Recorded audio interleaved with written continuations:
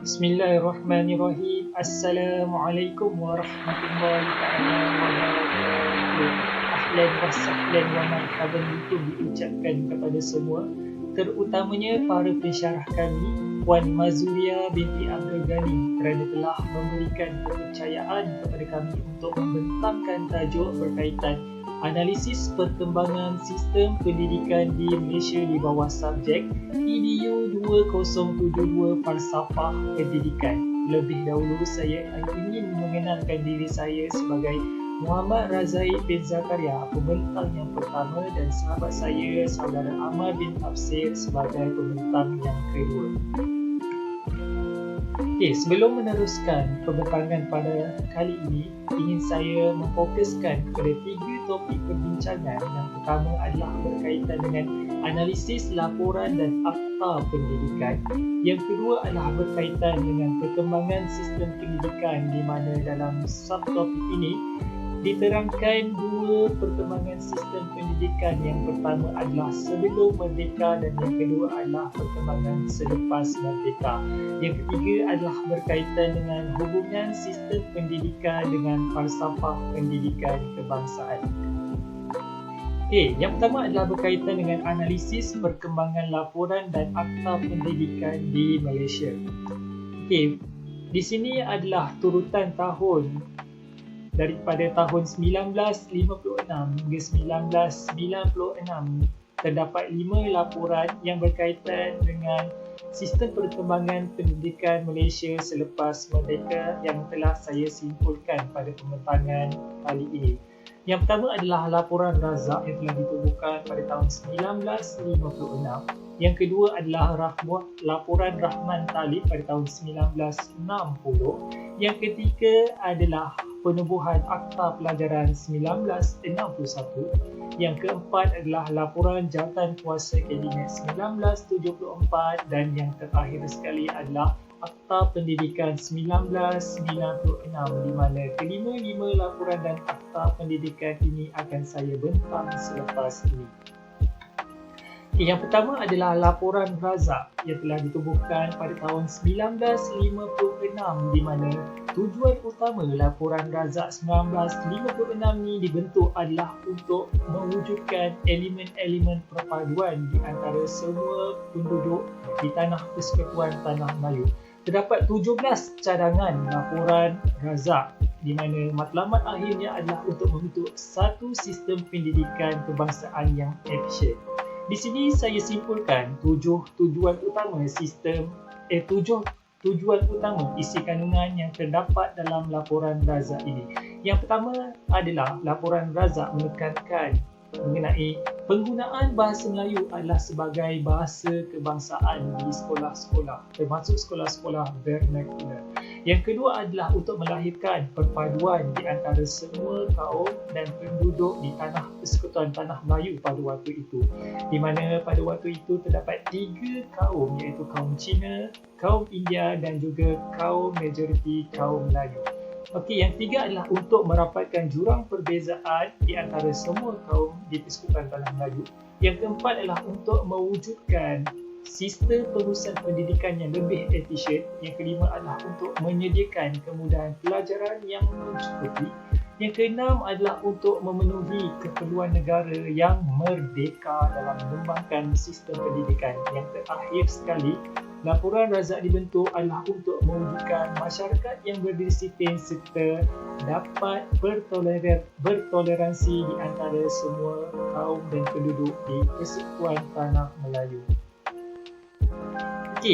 Yang kedua adalah mengenai laporan Rahman Talib 1960, di mana laporan Rahman Talib bertujuan untuk menyimak semula perakuan yang terdapat di dalam laporan Razak 1956, di mana di dalam laporan ini, iaitu laporan Rahman Talib, tujuannya adalah untuk mengkaji semula show yang telah diketuahkan di dalam laporan Razak 1956.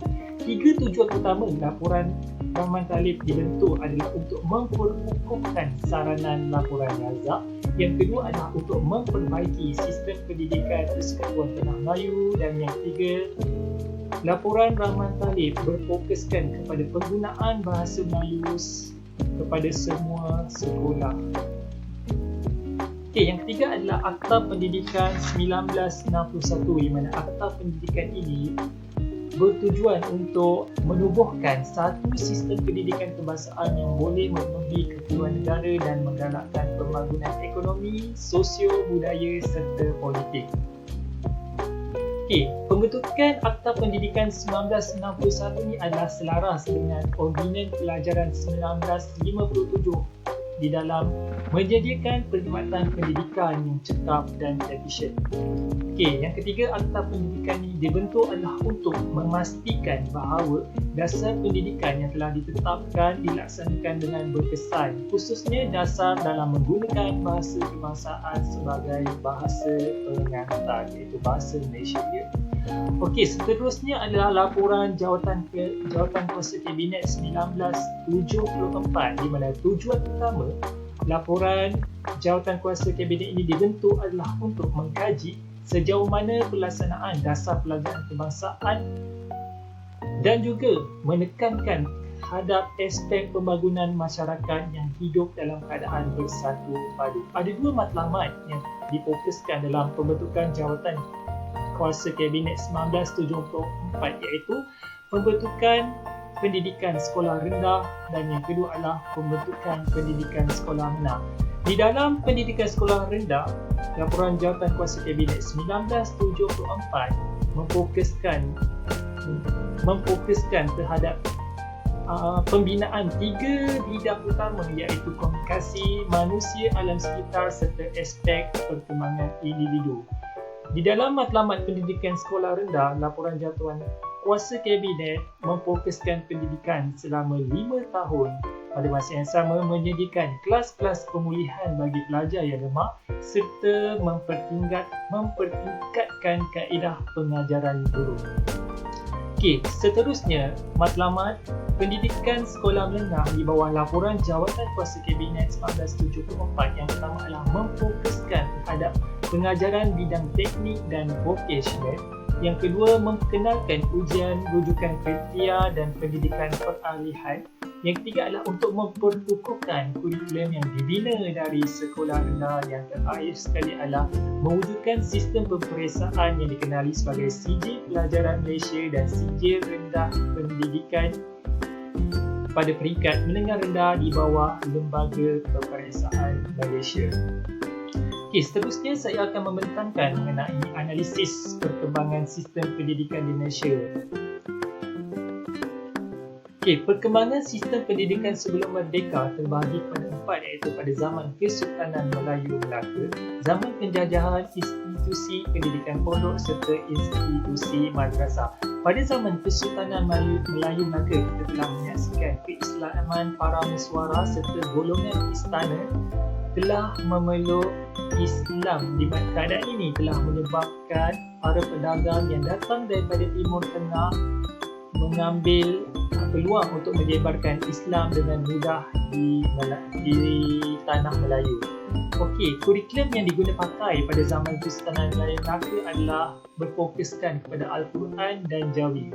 Pada waktu ini kita telah menyaksikan golongan pembesar istana telah melakukan penghormatan terhadap Islam.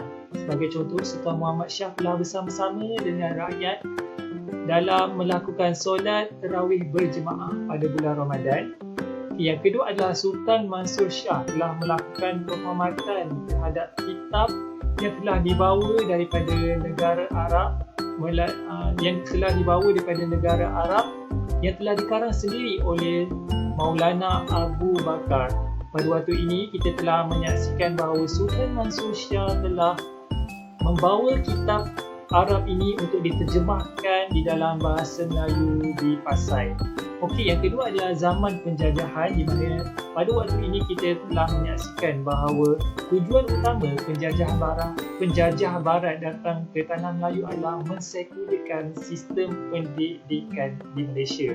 Pada waktu ini, Syarikat Hindia Timur Inggeris telah berperanan sebagai pelaksana dalam mewujudkan kurikulum pendidikan sekular di tanah Melayu. Walau bagaimanapun, sistem pendidikan Islam masih kuat dalam kalangan orang Melayu.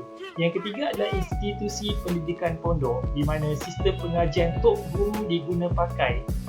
Di dalam sistem pengajian Tok Guru ini, model kurikulum adalah berasaskan daripada pendidikan Timur Tengah dan menyaksikan sistem pendidikan yang lebih formal. Okey, di dalam yang terakhir sekali adalah institusi madrasah. Institusi madrasah ni adalah rentetan daripada institusi pendidikan pondok, di mana pendidikan di madrasah telah mencapai sambutan yang hangat dalam kalangan orang Melayu. Justeru itu, sistem madrasah dibina bagi membolehkan ramai lagi penduduk dalam kalangan orang Melayu untuk mempelajari Islam. Okey, Madrasah Al-Misriyah adalah madrasah yang dibina oleh Syekh Abdul Hadi di Pulau Pinang. Okey, seterusnya perkembangan sistem pendidikan selepas merdeka. Okey, dalam perkembangan selepas merdeka ini saya bahagikan kepada 3 pembahagian, iaitu yang pertama, zaman dasar ekonomi baru yang telah ditubuhkan pada tahun 1971 sehingga tahun 1992. Seterusnya, zaman dasar pembangunan negara pada tahun 1991 hingga tahun 2000, dan yang terakhir sekali adalah zaman dasar wawasan negara pada tahun 2001 sehingga kini. Okay, zaman dasar ekonomi baru yang bermula pada tahun 1971 telah memfokuskan bahawa bahasa Melayu adalah sebagai bahasa utama yang telah diguna pakai di seluruh tanah Melayu ataupun semenanjung Malaysia, dan diguna pakai di negara Sabah dan Sarawak pada tahun 1982 dan tahun 1990. Okey, seterusnya penggunaan bahasa Inggeris adalah bahasa kedua. Penggunaan bahasa Cina dan bahasa Tamil. Seterusnya, zaman dasar ekonomi baru juga memfokuskan kepada elemen-elemen perpaduan untuk mengurangkan jurang perbezaan di antara semua kaum yang wujud dalam negara ini. Okay, tujuannya adalah untuk memberi peluang pelajaran di antara semua kaum yang terdapat di negara ini pada waktu itu. Okay, seterusnya, falsafah pendidikan kebangsaan telah digubal pada tahun 1988, di mana falsafah ini telah menekankan pendidikan yang menyeluruh untuk membangun dan memperkembangkan potensi individu dari aspek jasmani, emosi, rohani dan juga intelek. Seterusnya adalah pelaksanaan kurikulum bersepadu kebangsaan KBSR dan KBSN, di mana kedua-dua kurikulum ini telah diwujudkan pada tahun 1983 di peringkat sekolah rendah, dan 1989 KBSN ditubuhkan di sekolah menengah. KBSR ni dibentuk berpandukan rasional bahawa aktiviti pelajar dan pendidikan peringkat rendah adalah berfokuskan kepada asas pendidikan 3M, iaitu membaca, menulis dan mengira. Okey, matlamat utama pelaksanaan kurikulum bersepadu kebangsaan KBSR dan KBSN adalah untuk memastikan perkembangan murid secara menyeluruh yang meliputi aspek-aspek intelek, rohani, jasmani, emosi, bakat, akhlak, nilai-nilai estetika dan sosial. Okey, seterusnya adalah berkaitan dengan struktur pendidikan di Malaysia. Okey, struktur pendidikan bermula pada zaman prasekolah. Okey, seterusnya pendidikan selama 11 tahun pada peringkat rendah dan menengah. Seterusnya, pelajar di peringkat matrikulasi selepas pelajar menghadapi CJ Pelajaran Malaysia. Dan yang terakhir adalah pendidikan tinggi di kolej-kolej IPTA dan IPMS untuk membolehkan pelajar mendapat kelulusan diploma dan juga ijazah. Okey, kurikulum pendidikan. Kurikulum pendidikan adalah program pendidikan yang termasuk kurikulum dan co-kurikulum yang merangkumi semua pengetahuan, kemahiran, norma, nilai, usul, kebudayaan dan kepercayaan untuk mengembangkan lagi potensi individu secara menyeluruh. Tujuannya adalah untuk melahirkan masyarakat ataupun individu yang mementingkan aspek intelek, rohani, emosi dan jasmani.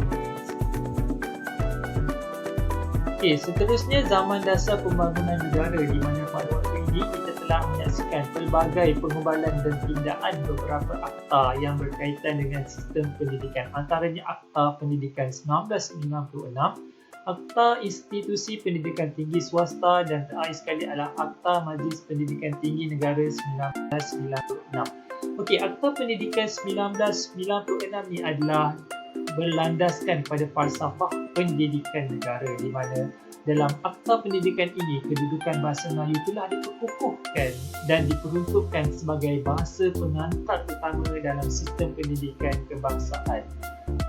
Okay. Seterusnya adalah pendidikan Islam akan diperluaskan untuk meliputi murid-murid Islam di semua kategori. Seterusnya, sistem pendidikan kebangsaan dimantapkan dengan semua peringkat bermula daripada peringkat sekolah rendah hingga ke peringkat tinggi. Dan yang terakhir sekali, Akta Pendidikan 1996 ini adalah untuk memfokuskan kepada pendidikan teknik dan vocational dalam membudayakan pendidikan sains dan juga teknologi. Okay, seterusnya saya akan menyerahkan perbentangan ini kepada sahabat saya, iaitu saudara Ammar bin Tafsir. Sekian sahaja daripada saya. Assalamualaikum warahmatullahi taala wabarakatuh. Bismillahirrahmanirrahim. Assalamualaikum warahmatullahi wabarakatuh. Ini saya Ammar bin Tafsir. Saya bersama sahabat saya Muhammad Razaik bin Zakaria. Sahabat saya dah bentang sedikit sebanyak perkembangan pendidikan Malaysia. Saya akan sambung pembentangan beliau.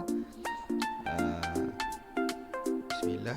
Saya akan sambung bermula dengan zaman dasar wawasan negara daripada tahun 2001 sehingga kini. Okey, terdapat 4 pelan ataupun rancangan daripada kerajaan untuk memperkukuhkan pendidikan Malaysia. Yang pertama sekali ialah transformasi kurikulum KSSR dan KBSM 2011 dan kurikulum Semakan 2017. Yang kedua ialah pendidikan teknik dan vokasional 2011. Yang ketiga, pelan induk pembangunan pendidikan 2006 sehingga 2010 selama 5 tahun. Dan yang keempat, pelan pembangunan pendidikan Malaysia bermula daripada 2013 sehingga 2025. Okay, itu 4 dasar wawasan negara, zaman dasar wawasan negara. Okey, kita tengok yang pertama sekali ialah transformasi kurikulum kebangsaan. Kurikulum KSSR 2011 dan KSSM 2012. Okey, kita akan tengok pada rajah ni kerangka kurikulum kebangsaan terdapat ada 1, 2, 3, 4, 5, 6. Ada 6 kriteria ataupun ciri-ciri yang ingin diterapkan dalam diri setiap murid-murid. Yang pertama, komunikasi, perkembangan fizikal dan estetika, kemanusiaan, berketerampilan, sains dan teknologi, dan kerohanian, sikap dan nilai. Okey, 6 perkara ni diperlukan untuk melahirkan pemikiran kritis dan kreatif, ataupun kita lebih mudah dipanggil insan yang seimbang. Dari bidang komunikasi, kemahiran berbahasa secara lisan dan bukan lisan semasa interaksi. Itu kemahiran komunikasi. Perkembangan fizikal, kita mahukan perkembangan jasmani mereka ini dalam perkembangan yang sejahtera, yang baik. Estetika pula, pemumpukan daya imajinasi, kreativiti, bakat dan apresiasi. Seterusnya, kemanusiaan, penguasaan ilmu dan amalan tentang kemasyarakatan. Bagaimana sikap beliau, sikap murid bersama dengan alam sekitar, bersama dengan masyarakat, pergaulan mereka, dan juga semangat patriotisme. Yang keempat, keterampilan diri. Okey, ini melalui kepimpinan dan sasiah yang ditunjukkan melalui aktiviti kurikulum dan juga kurikulum. Seterusnya ialah sains dan teknologi, penguasaan ilmu sains dan kemahiran dalam penggunaan teknologi. Yang terakhir sekali ialah kerohanian, sikap dan nilai, penghayatan amalan agama, kepercayaan, sikap dan nilai. Kerohanian dan sikap dan nilai ini menjurus lebih kepada pemantapan nilai agama. Terdapat 6 ciri, 6 fokus kerangka kurikulum kebangsaan untuk melahirkan insan yang seimbang. Kita pergi yang seterusnya. Yang kedua, dasar wawasan negara, iaitu pendidikan vokasional teknik dan teknik. Dasar pendidikan negara juga turut mengambil langkah memperluaskan pendidikan vokasional dan teknik melalui penyusunan semula kurikulum sekolah vokasional.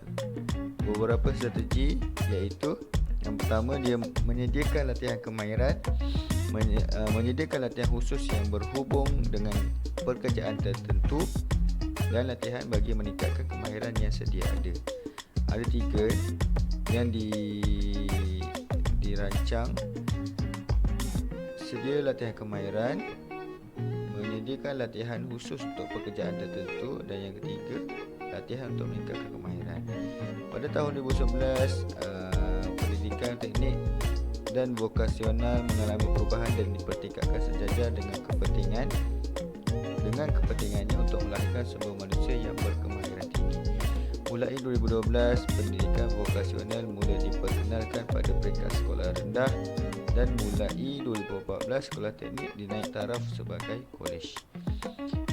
Pada 2012 pendidikan vokasional diperkenalkan pada peringkat sekolah rendah. Ini bermaksud bukanlah pendidikan vokasional pada di sekolah murid-murid tahun 1 hingga tahun 6, tapi ia bermaksud sekolah menengah vokasional, dan pada 2014 dinaik taraf sebagai kolej teknik dan vokasional.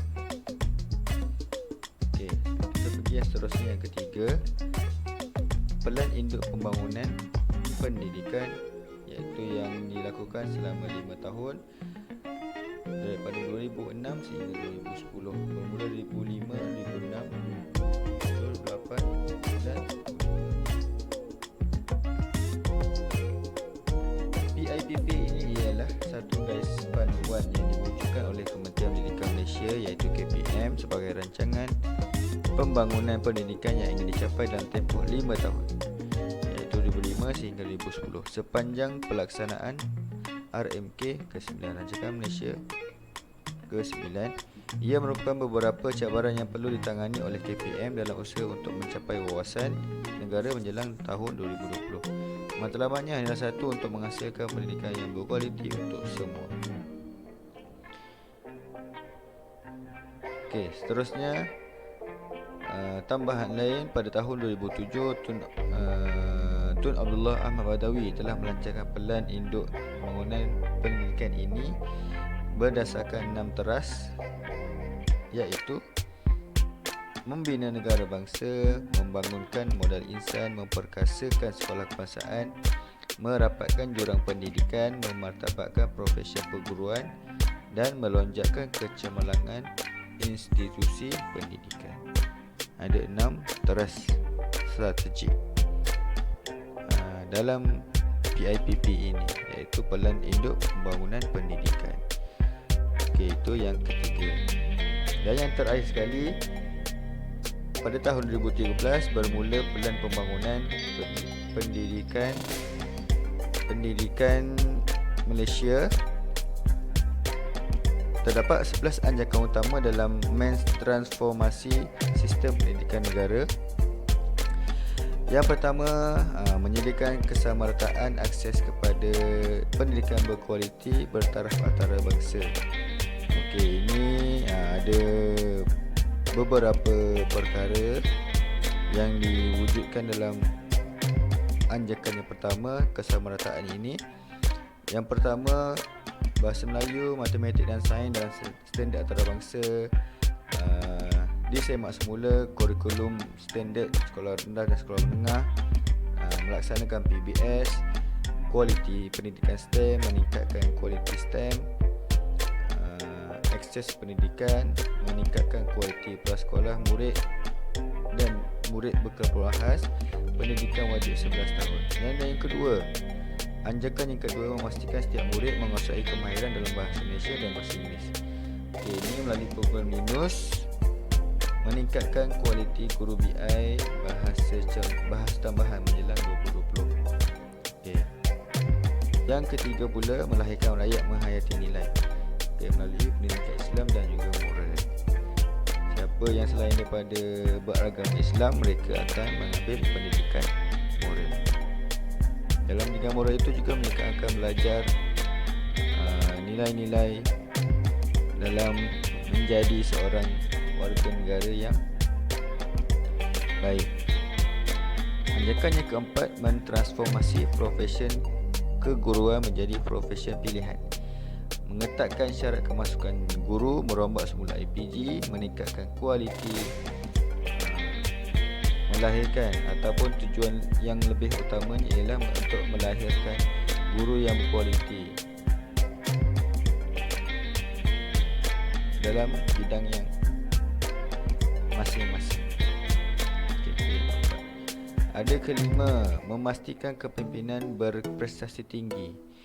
Ini untuk pemimpin-pemimpin di sekolah, seja profesional MPQEL untuk pelatihan pengetua dan guru besar.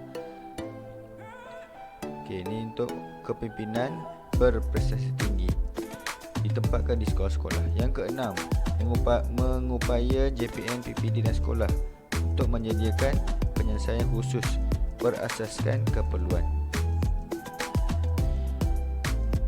Semua sekolah dipimpin oleh PPD. Peruntukan kewangan yang sama, 100% sekolah mempunyai kemudahan asas. Ini tugas PPD, JPN, Jabatan Pendidikan Negeri. Ketujuh, memanfaatkan ICT.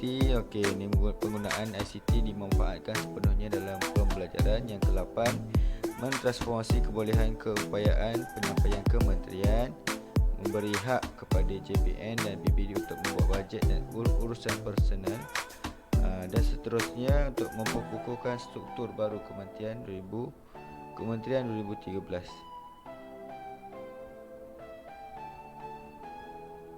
Yang ke-9, bekerjasama dengan ibu bapa. Ini melalui antara lain ialah SAPS, penglibatan PIBG, menambah model sekolah amanah kepada 500 buah 2,000 pada tahun 2025, 100,000 beasiswa untuk murid yang berbakat.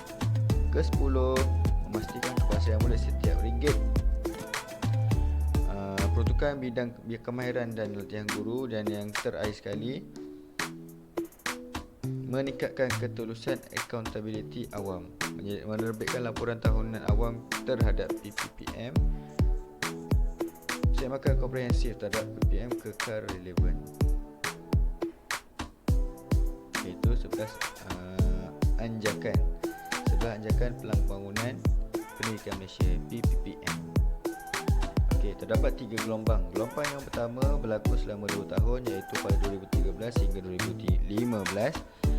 Menambah baik sistem dengan mempercepatkan perubahan kepada kaedah peningkatan berkualiti pengajaran dengan meningkatkan kemahiran guru, meningkatkan kepimpinan sekolah kualitinya, dan memperbaiki pelantikan dan melatih guru besar ataupun pengetua, dan meningkatkan kadar literasi bahasa Malaysia, bahasa Inggeris dan numerasi melalui program pemulihan yang intensif.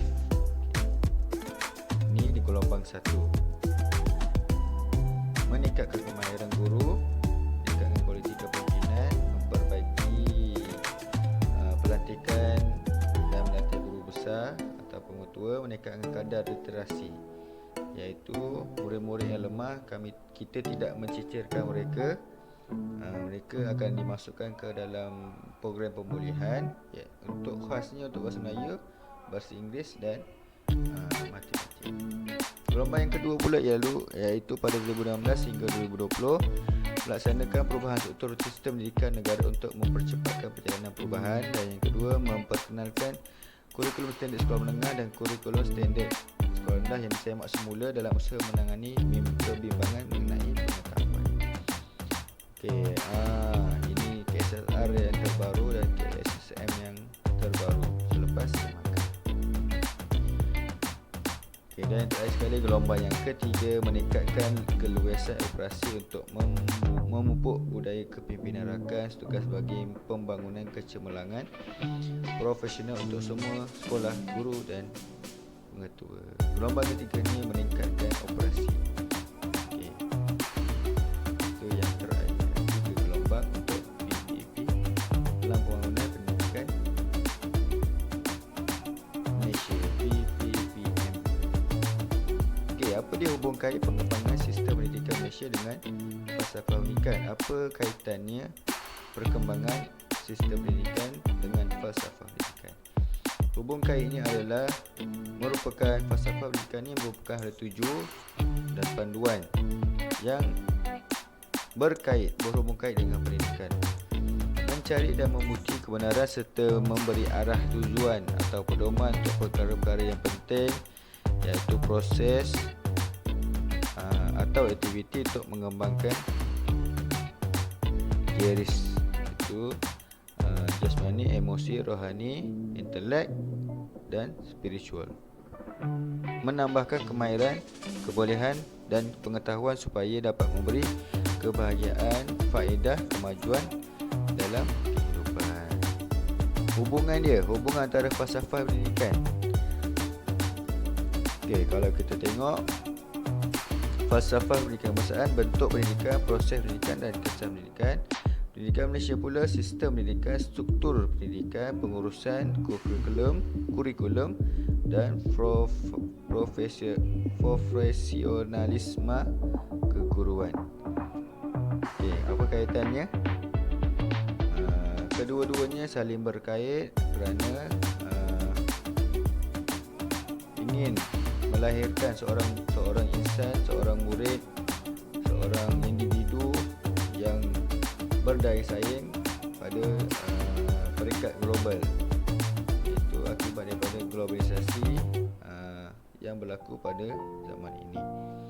Jadi tujuannya melahirkan yang berdaya saing, yang mempunyai kemahiran abad 21 dan fokus seperti dasar wawasan pendidikan negara tadi ada 6: komunikasi dan yang terakhir sekali kerohanian, nilai dan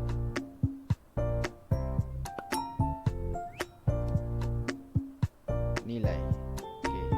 Ini semua membawa kaitan yang sama dengan falsafah pendidikan kebangsaan. Kesimpulannya, sistem pendidikan Malaysia semakin besar berkembang mengikut peredaran masa. Pihak Kementerian Pelajaran iaitu KPM perlu peka dengan perubahan alam pendidikan dan mengenal pasti sistem pendidikan yang sesuai dengan selaras dengan global. Dengan kerja ini supaya matlamat dapat diguna pakai untuk masa depan seorang individu atau generasi muda demi Malaysia yang tercinta. Kesimpulannya, bidang perguruan ini pihak-pihak yang sentiasa memimpin pendidikan Malaysia ini perlu sentiasa peka dengan perkembangan sistem pendidikan, globalisasi pendidikan dan keperluan-keperluan yang sejajar dengan permintaan global supaya sedikit sebanyak kita boleh merancang apa yang sepatutnya untuk masa depan pendidikan negara Malaysia, supaya kita sama-sama memajukan individu dan murid-murid demi generasi yang akan datang, insya-Allah. Sekian, moga apa yang saya kongsikan dapat manfaat untuk semua, insya-Allah.